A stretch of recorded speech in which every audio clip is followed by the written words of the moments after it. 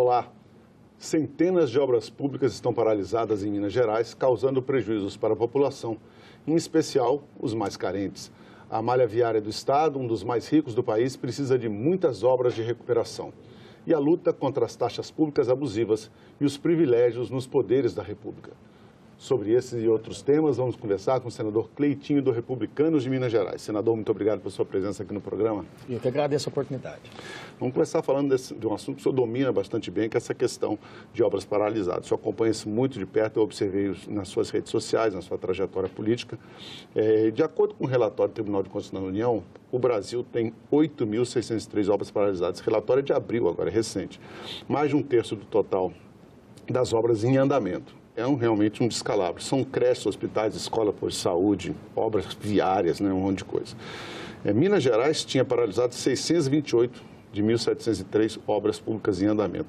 Novamente, mais de um terço total. E para agravar a situação, as principais áreas onde as obras estão paralisadas são a educação básica e a infraestrutura e a mobilidade urbana. Senador, o senhor como deputado estadual, também vi isso nas suas redes, o senhor percorreu várias dessas obras, entrou lá, mostrou como é que estava a situação, obras às vezes concluídas e ainda faltando pouco para concluir e entregar para a população. Que medidas o senhor, agora no Congresso, tem tomado para combater essa questão das obras paralisadas no Brasil? Eu vou dar um simples exemplo aqui. A gente votou agora, medida provisória, da questão da Minha Casa Minha Vida, onde para fazer mais minha Casa Minha Vida, mas que eu pontuei com o ministro é o seguinte: termine as Minha Casa Minha Vida, que tem obras que era da época do Lula, que o Lula voltou. Lá em Minas Gerais, no Beraba, em outras cidades, tem Minha Casa Minha Vida, 500 casas paradas. Então, um dos projetos que eu fiz como deputado, a gente está trazendo para cá, que enquanto não terminar essas obras, não pode fazer obra nesse local. A gente não está proibindo que faça mais obras, não, mas naquela região, qual o sentido de fazer mais Minha Casa Minha Vida se já tem 500 paradas? Qual o sentido de levar um hospital regional igual em Divinópolis, ficou mais de 10 anos parado, e fazer mais um hospital regional naquela região? Possa fazer em outra região que não tenha, mas ali, enquanto não terminar aquele hospital, não pode começar outro. Então é isso. Um projeto o senhor apresentou isso? Apresentei e estou apresentando aqui agora também no Senado também. O senhor teve reunido, inclusive, com o ministro das cidades, né, o Jader Barbalho. Jader Barbalho. E qual foi a posição dele em relação a isso? A posição dele é dar toda prioridade para essas Minha Casa Minha Vidas, não só em Minas Gerais, eu estou falando de Minas, mas isso acontece no Brasil inteiro, e poder terminá-la também. Inclusive, ele deu vários relatórios lá de previsão que vai terminar agora, igual eu falei de Uberaba e outras cidades lá em Minas Gerais que estão com essas obras, com essa Minha Casa Minha Vida paradas. Creches, hospitais, Creches, escolas. hospitais. Uma coisa que eu pautei, até eu quero levar isso para o ministro da Educação, que é onde que a gente entra com a legislação, mas a gente entra com a questão de poder ajudar também, que a gente tem emendas parlamentares. Eu, como deputado estadual, eu fazia isso muito. Tinha muito UBS. Na época, lá, o governo Pimentel deixou para terminar mais de 200 UBS dentro de Minas Gerais. Meu recurso não dava para atender as 200 UBS, mas eu peguei algumas emendas que eu tinha, fazia essa parceria com o Estado, encaminhava emendas e terminava a UBS. É o que eu quero fazer agora também, dentro do Ministério da Saúde e dentro do Ministério da Educação. Tem questão de escolas, creches paradas, né? Então, a gente quer entrar com essas emendas para poder o próprio governo federal poder terminar essas obras também. Eu pesquisando aqui para fazer o programa, eu observei no relatório do TCU que, por pior que seja, por incrível que pareça, justamente nas áreas mais pobres do estado é onde as obras estão mais paralisadas. Não sei se é coincidência, não sei o que acontece, e é onde que eu mais atuo. Se vocês pegarem as minhas redes sociais, lugares que eu mais vou vou te falar em questão de Minas Gerais, é o Norte de Minas, Alvaro de Jequitinhonha. Lá tem escolas técnicas, que foi da época do governo do PT, do governo federal, da época da Dilma, e que estão paradas. Então, o que eu quero fazer? Não só além de cobrar, de fiscalizar, é de alguma forma poder também trazer o resultado. Então, onde que eu quero esse encontro com o ministro? Já pedi essa reunião com o ministro da Educação, falei assim, se eu mandar o recurso, primeiro, que o governo pague as minhas emendas, por mais que hoje eu não seja da base, eu sou da oposição, pedir que pague as minhas emendas, que até porque eu estou ajudando o governo e ajudando o povo. E que a gente faça essa parceria. Senador, também desde os tempos do senhor na Assembleia Legislativa de Minas Gerais, como deputado estadual, o senhor vem denunciando as péssimas condições da malha viária do estado, né? Quais são, na sua opinião, as rodovias em estado mais crítico? O que pode ser feito para ajudar o governo federal, o DENIT, a resolver essa situação? Tem várias lá. Se eu for pontuar aqui, quem está vindo vai ficar chateado comigo, porque o que eu mais recebo lá no meu contato, no meu WhatsApp, aqui no gabinete, aqui, é a questão das estradas de Minas Gerais, que aí é uma competência também que tem tanto do governo federal e tanto do governo estadual. Então, um dos projetos que eu fiz aqui, que eu vi a questão da Lei Rouanet, que é um incentivo que dá para a cultura. Então, a gente está fazendo esse mesmo projeto para incentivar também a questão das estradas. Não que alguém seja obrigado, mas que os empresários que até usufruem dessas estradas possam ter incentivo tributário, né, para poder ajudar também a parceria público-privada para poder fazer essas estradas também. Que eu acho que o governo ganha e também o cidadão e o empresário também ganham. Você esteve reunido com o diretor do DENIT, o presidente do DENIT, diretor Fabrício de Oliveira Galvão. Né? Sim, Fabrício, estive também com o ministro da Infraestrutura, o próprio Renan Filho.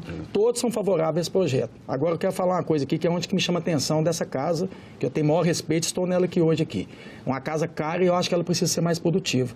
Esse projeto foi um dos primeiros projetos que eu protocolei, se eu não me engano, foi bem quando a gente entrou em fevereiro, que o que eu pauto, o que eu cobro, que eu fiscalizo, eu vou atrás de poder tentar resolver. E até agora acho que não tramitou em nenhuma comissão. Então acho um projeto de suma importância, é um projeto que ajuda tanto os estados, ajuda tanto o governo federal e ajuda o povo. E até agora, e tem o apoio de todo o governo federal. O senhor acha que o processo legislativo aqui no Senado está lento, né?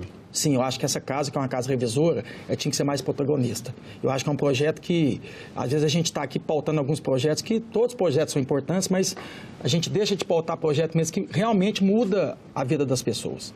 E é isso que é uma das coisas que, isso aqui não é desrespeitar ninguém, isso aqui é uma coisa que eu acho que a gente precisa melhorar. Esse projeto que o senhor mencionou no início da resposta é um projeto de lei que permite a iniciativa privada adotar trechos de estradas, também, né? Também. E pode ser a estrada federal, pode ser... Inclusive obras paradas. Tem também, junto com essa questão das estradas. E, por exemplo, tem um posto de saúde lá na cidade também que tá parado, né? Que tem 10 anos parado. Ela também pode ter um incentivo tributário também, mas ela termina também esse posto. Então, não é só com a questão das estradas, não. É até com obras paradas também. Vamos mostrar uns infográficos do próximo assunto que nós vamos tratar aqui, senador, que o senhor tem outras ações voltadas para a defesa do consumidor, além dessa questão das obras paralisadas, é a questão da taxa de esgoto. Vamos mostrar. Para mim é um dos maiores crimes que existe no país. Eu venho falando isso desde quando era deputado estadual. Eu não sei mais o que fazer. Eu acho que a única pessoa que eu preciso até agora para pedir misericórdia é o presidente Lula. Porque todos os órgãos que você imaginar, eu já tive, já mostrei, já comprovei que o cidadão, não só aqui em Minas Gerais, mas em todo o Brasil, está sendo roubado e nada é feito. Eu fiz um projeto de lei dentro do Estado, quando era deputado estadual, o ano passado. Foi votado em primeiro turno, lá se usa 2 turnos. Veio a eleição, travou tudo, o governador mandou um regime de declaração fiscal também que travou a pauta.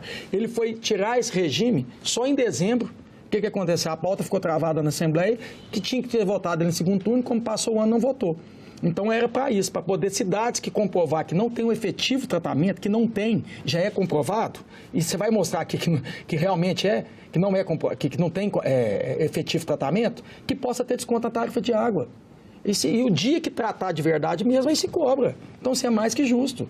Então, eu estou falando isso, já tem 3, 4 anos que eu venho falando isso.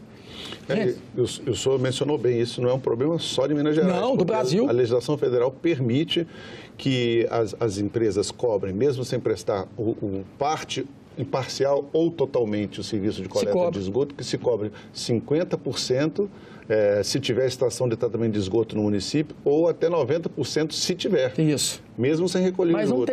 Não tem. Não tem. Nós temos aqui, Minas Gerais tem 853 municípios, 60% cobram pelo serviço.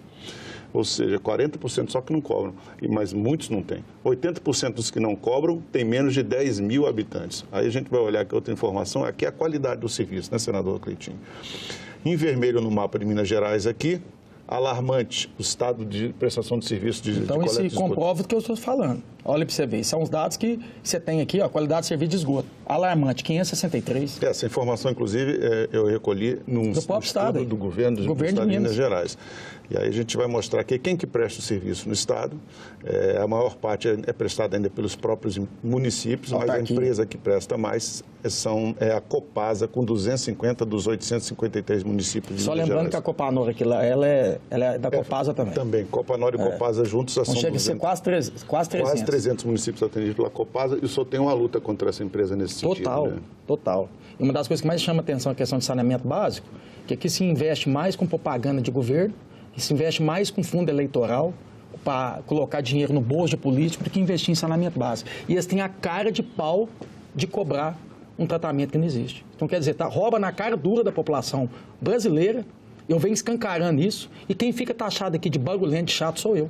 Escancarando uma vergonha. Um roubo legalizado. A alternativa para fazer isso é entrar com um projeto de lei para mudar a lei federal? Fiz isso como deputado estadual para abranger só no meu estado, a competência era essa. Agora já fiz esse projeto, o mesmo projeto que eu fiz como deputado estadual, fiz aqui no Senado. E novamente falo para o senhor, até agora não foi avaliado em comissão, não foi pautado em nada. Foi já pelo menos indicado algum relator para esse projeto? Acredito que não. Ainda não. E pedi o presidente, a última conversa que eu tive com o presidente Pacheco, pedi pelo amor de Deus, pedi para ele, coloca meus projetos, são projetos que são bons para a população. E estou aqui pedindo.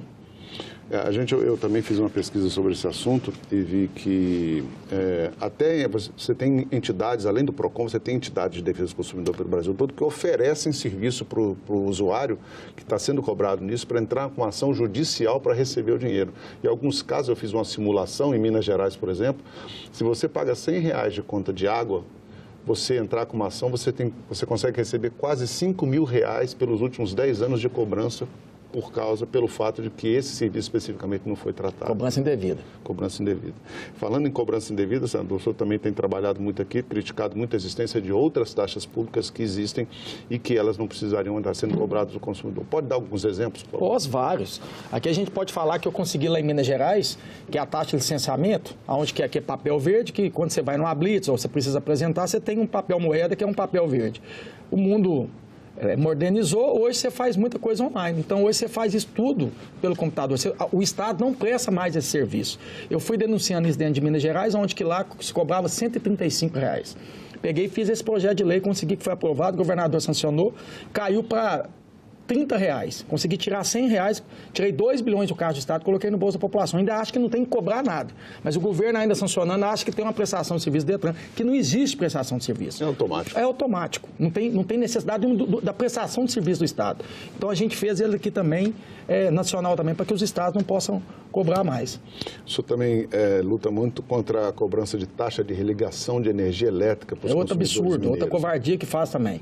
O cidadão, não pagou, aí ele, antes, o funcionário da empresa ia lá e religava. Hoje faz também online e continua cobrando essa taxa. Então, assim, se você não grita, se você não fala nada, isso vai para o resto da vida. Então, a gente começa a analisar essas taxas que são cobradas indevidamente e começa a fazer projeto de lei aqui para tentar mudar isso aí. Apesar que não precisa nem de projeto. É só eles ter vergonha na cara e tirar essa taxa, porque não tem prestação de serviço. Podia ser uma medida administrativa. Administrativa. Né? Verdade. Outro assunto interessante aqui, senador, que a gente pode conversar, esse é realmente impressionante certas coisas que acontecem no Brasil. Né? Existe o passe livre, né, para idoso, para pessoa com deficiência, mas a maioria dessas leis que criaram os passes livres são leis municipais. Isso. Então acontece muito que às vezes o idoso ou a pessoa com deficiência precisa transitar de um município de um estado para outro, né? E aí ele está no município dele com passe livre, ele entrou no outro, ele não tem passe livre. O que pode fazer sobre isso? Eu acho que a hora que vai para outro município ele não é idoso mais. Parece isso, né? Então a gente fez esse projeto de lei porque ele, com o passe que ele tem, transita onde que ele quiser. Ele já tem esse direito. Então não tem por que ele vai para outro município ou vai para outro estado, que ele, eu não é idoso mais, não. Não, ele continua sendo idoso e continua sendo direito dele. Então é um projeto justo. A Pesquisa Nacional de Saúde, que foi divulgada há 2 anos, mostrou que 1 em cada 10 brasileiros tem alguma dificuldade motora, ou de audição, ou de visão, ou seja, é pessoa com deficiência. Sim. E as carteiras de passe livre, como o senhor mencionou, são municipais. A sua proposta é um passe livre nacional, digital, uma coisa bem simplificada. Que vale para o Brasil inteiro, até porque é o direito dele. Bom. Combate aos privilégios, senador. Me diz uma coisa, o senhor foi deputado estadual e lá o senhor apresentou 2 propostas, o senhor mencionou uma já aqui na resposta anterior, uma para mudar a Constituição do Estado de Minas Gerais, proibindo todo tipo do que a gente chama de penduricalho salarial que existiam para os servidores do Legislativo, do Executivo e do Judiciário do Estado. Existem vários, né, quase sempre sob nomes de auxílio que aparece lá no contra-cheque. Por que ainda existe essa cultura no Brasil de se dar privilégio a certas categorias profissionais dentro do Estado? E como o senhor pretende aqui, como senador, atuar nesse sentido, também combatendo esses privilégios nas esferas federais? Primeiro, quando a gente propõe isso, fica achando que a gente é demagogo. Então, a primeira coisa que eu faço é dar exemplo. Eu, como deputado estadual, abri mão de quase tudo, só usava o que era necessário, deixo bem claro o que é necessário. Por exemplo, a gasolina, eu preciso vir para cá. Então, a gasolina eu uso, como eu fazia lá, eu era de Divinópolis, precisava vir para Belo Horizonte, então usava a gasolina. O que eu achava que era desnecessário, aluguel de carro, eu ia no meu próprio carro, indenização de alimentação. Eu tenho um excelente salário que eu tenho a ajoelhar e agradecer a Deus. Então, eu mesmo tenho que pagar a minha alimentação. Então, vários auxílios como esse, lá tinha auxílio moradia também, abri mão. Então, durante esses 4 anos de mandato de deputado, eu devolvi R$4 milhões, deixando de usar. Usava menos assessor também. Isso aqui funcionava o gabinete? Fiz isso e estou fazendo aqui no Senado também. Aqui a gente tem um carro oficial que eu não uso. Tem até a questão também do plano de saúde aqui do Senado também, eu contratei outro plano particular. Então, assim, tudo que eu acho que eu já fazia, não tem por que eu virei um senador, um mero empregado do povo, que a gente é isso, é empregado, a gente não é Deus, a gente não é faraó. Então, assim, eu faço isso para dar exemplo e, além de dar exemplo, eu tento propor alguns projetos. Agora, eu vou ser bem honesto com a população que está me vendo aqui. Todos que eu propus lá dentro da Assembleia não passou. Vou tentar propor aqui também, mas o que eu vou fazer? Vou continuar fazendo a minha parte, dando exemplo. Que aí eu espero que daqui 20 anos, 30 anos, outros políticos que entram e tenham esse exemplo que eu tenho e a gente consegue acabar com esses privilégios. Lembrando que o salário é excepcional e o ano passado teve aumento de salário. Então, assim, uma coisa que eu tenho comigo é vergonha na cara de ajoelhar, agradecer a Deus, ter comprometimento com a população, entender que eu não preciso ter privilégio, não. Eu tenho que trabalhar e dar resultado.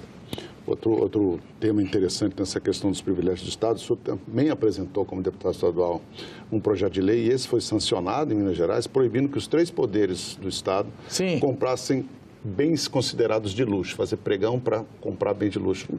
É muito comum a gente ver nessas listas de compras dos poderes. Eu faço uma pergunta aqui, né? Então, até ter visto no STF, licitação de camarão, eu queria saber se eles fazem isso com o bolso deles. É muito fácil fazer com o bolso dos outros, aí. Entendeu? Então, eu vi isso, fiz lá dentro do Estado de Minas Gerais, a gente conseguiu sancionar, o governador sancionou. Então, lá, se o governador quiser abrir esse tipo de licitação, não vai conseguir abrir, né? Então, o que a gente quer propor aqui também é que seja assim também, para que os ministros também, quando eles quiserem abrir licitação, que é um direito deles, tira do bolso deles, eles ganham muito bem para isso. O povo não tem que pagar camarão para eles, não, desde que eles mesmos pagam com o bolso deles. É mais que jurídico, e não só, aqui, nos 3 poderes, o próprio executivo, legislativo e judiciário. Senador, geração de emprego em Minas Gerais. Esse é um tema que o senhor é um senador muito jovem, né? E o senhor certamente deve ter testemunhado ao longo da sua vida a dificuldade que os jovens têm de ingressar no mercado de trabalho no Brasil nessas últimas décadas, né? O que o senhor acha que pode ser feito para melhorar a vida dos jovens em Minas Gerais nesse sentido? Eu acho que não é só em Minas, eu acho que é no Brasil inteiro. E eu acho que a gente tem que desburocratizar. A gente tem que parar de demonizar, parecendo que o empreendedor ele é bandido, ele é o malvadão da história. Não, o empreendedor ele é que gera riqueza do país aqui através de geração de emprego. Eu acho que o maior lado social que a gente dá para a população é emprego. Então, a gente tem que se burocratizar. É muita coisa para abrir uma empresa. Então, isso que a gente está estudando aqui agora, aqui dentro do nosso gabinete, com outros senadores também, para a gente poder desburocratizar. Aconteceu uma situação lá em Minas Gerais, lá uma aberração, onde a Heineken ia para Pedro Leopoldo, uma cidade que é da grande BH, e aí uma empresa, aí é o que eu falo, um órgão, e aqui, esses órgãos que eu não consigo entender, que criam aqui no país, que é órgão para ajudar o cidadão, ajudar o empreendedor, acaba prejudicando. Ele entendeu que ele não poderia. Quase que Minas Gerais perde a Heineken, que ia investir bilhões de reais dentro de Minas Gerais e gerar vários empregos. Colocou como se a Heineken fosse um malvadão, tivesse com crime ambiental, um monte de coisa. Eu sou a favor do meio ambiente. Sempre serei, mas eu sou a favor também de geração de emprego. A gente tem que equilibrar. Se não fosse a gente articular lá, a gente conseguiu levar para passo, junto com o governador. Quase que a gente perde essa empresa. Olha o que ela vai investir dentro de Minas Gerais e olha a geração de emprego que ela vai deixar. Então, para mim, o maior lado social com o governo e política pública que a gente pode dar para um cidadão é poder gerar emprego e ter a sua independência, não depender do Estado. Porque quando ele depende do Estado, vira o que vira o país aqui. Para o jovem ter uma boa chance no mercado de trabalho hoje em dia, ele precisa de uma boa formação educacional. Também. O Brasil, Minas Gerais, mas o Brasil também precisando, devendo muito para o jovem brasileiro em termos de oferecer para ele uma estrutura profissional que ele possa depois se beneficiar dela, né, senador? Sim, investimento. Vamos investir na educação, né? Vamos fazer antes. Estava vendo aqui a questão até do arcabouço fiscal ali, que colocou o Fundeb, que é da educação, dentro do teto. E fora do teto colocou para investir em política, em campanha. Como é que a gente vai mudar esse país aqui? Você investe na educação, você vai investir em político. Quem que produz mais? A educação, um professor, um aluno que, bem estruturado, ou um político, que a maioria das vezes engana o povo e rouba do povo? Então é isso que a gente precisa mudar aqui nesse país aqui. A gente precisa de uma reforma administrativa, uma reforma política, mas a maior reforma que a gente precisa aqui é uma reforma moral. E cabe a nós, senadores, deputados, quem é representante do povo, começar a fazer isso. Um arcabouço fiscal que você coloca dentro do teto. O Fundeb fora do teto para investir em político. Aí resume o que é a política do Brasil. Então é isso que a gente vai conseguir gerar emprego daqui a um tempo? É isso que a gente vai dar estrutura para um adolescente, para um jovem, poder ter mercado de trabalho depois? Então, assim, vamos investir na educação. Isso não é o que eu estou falando, não. Isso aqui já é, se você, é prática de entender que o que se muda um país é a educação. Senador, o senhor é jovem, como eu já mencionei, o senhor está há pouco tempo na política. Eu estou mencionando agora que o Brasil precisa fazer uma reforma moral, precisa fazer uma reforma política. O senhor acha que as urnas já estão fazendo isso lentamente nesse sentido, na frente dos próprios poderes? Eu até acho que até o cidadão está tentando fazer isso. Mas tem muito oportunista político, que na campanha fala uma coisa e chega depois no mandato e pratica outra coisa. Acaba enganando o cidadão. Mas eu tenho certeza que isso na eleição, na urna já está mudando, porque aonde que tem um verdureiro aqui, novo igual eu aqui, que não tem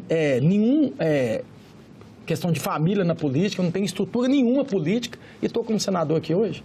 Ninguém achava, lá em Minas Gerais, lá, eu era chacota, achar esse cara vai ganhar para senador. Então, quer dizer, já prova que o cidadão está mudando. Voltando um pouco na questão do emprego em Minas Gerais, o senhor... A chacota que eu falo é para os políticos, viu? Porque quase 4 milhões e meio de votos eu não fui chacota, né? A população queria. Então, para os políticos que achou que era chacota é eles. O senhor, aliás, até bom o senhor ter mencionado isso. O que o senhor acha que foi mais importante, mais determinante na sua campanha para o Senado, para o senhor ganhar com essa vantagem toda? Eu acho que foi a minha verdade e a minha sinceridade. Eu acho que eu fui, como deputado estadual, presente, eu não fui ausente, porque o que me chama a atenção da política é isso, você acaba ganhando a eleição e você desaparece do povo, você desaparece da cidade, você não propõe nada. Eu fui um cara extremamente, durante meu mandato de deputado estadual, presente, combatido, fiscalizando, cobrando, fazendo o que a minha função me manda fazer. E na campanha eu fui verdadeiro, transparente. Né? Não enganei ninguém, não prometi nada. Porque como é que acho que o que mais me deixa triste em campanha, acho que o cidadão fica, é um político falar que vai prometer. Como é que vai prometer se você não está lá? Então, muitos que chegavam para mim e falavam, o que você vai prometer? Eu vou te prometer nada. Porque eu não estou lá ainda, vou te prometer comprometimento. Você vota em mim que você não vai se arrepender. Então, acho que a minha sinceridade, a minha verdade, passou isso para o povo e o povo resolveu me escolher para ser representante aqui de Minas Gerais. O seu desejo no Senado, se o senhor pudesse traçar uma meta principal no Senado nesses seus próximos, o senhor está aqui já há 6 meses, mas ainda tem mais 7 anos e meio pelo menos, para o senhor ficar aqui, qual seria o seu sonho aqui no Senado? O meu sonho, que é como político, é uma reforma política no país. E essa reforma moral que eu falo é que tem que vir dos políticos.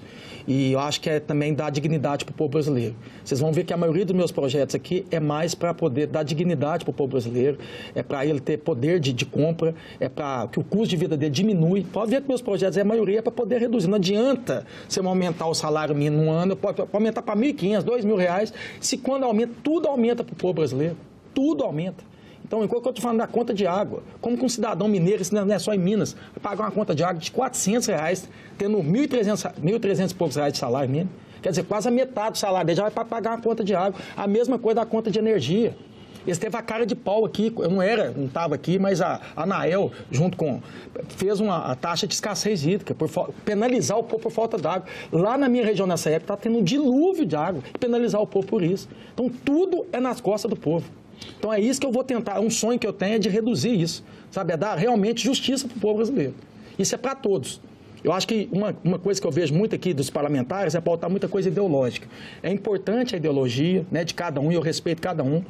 Eu acho que, mas isso não está deixando o país andar para frente. O que a gente tem que pautar mais aqui é o povo.